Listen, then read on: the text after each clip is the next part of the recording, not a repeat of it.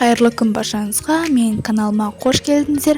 Бүгін сіздермен еттен де тәтті баклажан дайындайтын боламыз. Видеоны соңына дейін қараңыздар, және де арнама тіркелуді ұмытпаңыздар. Ең алдымен баклажанды әдемілеп жуып аламыз. Қабығын осылай ашып аламыз.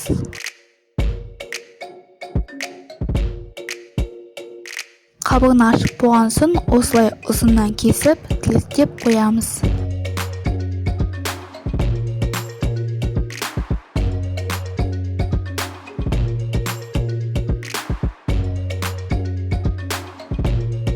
Одан соң 3 литр салқын суға 2 ас қасық тұз қосып, баклажан салып 15 минутқа қоямыз. Одан кейін құрғақ майлыққа қойып кептіреміз. Енді 3 жұмыртқаға 2 шай қасық күріш крахмалын қосып, әбден араластырамыз. Түйір-түйіршіктері болмау керек. 1 стакан панировочный сухарий дайындаймыз. Дайын баклажанымызды жұмыртқаға аунатып, одан соң панировочный сухариге аунатамыз.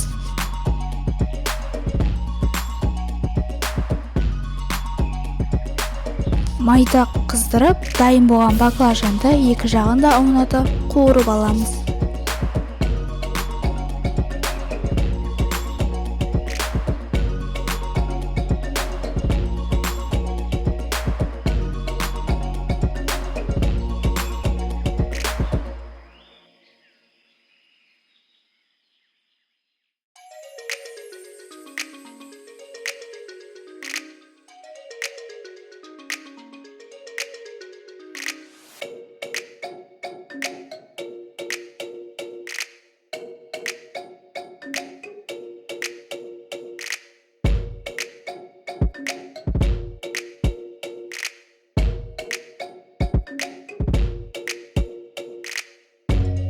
Баклажанымыз дайын. Чеснок қосылған йогуртқа петрушка қосып ұсына берсеңіздер болады. Өзіңізге ұнайтын кез келген соуспен ұсынуға да болады.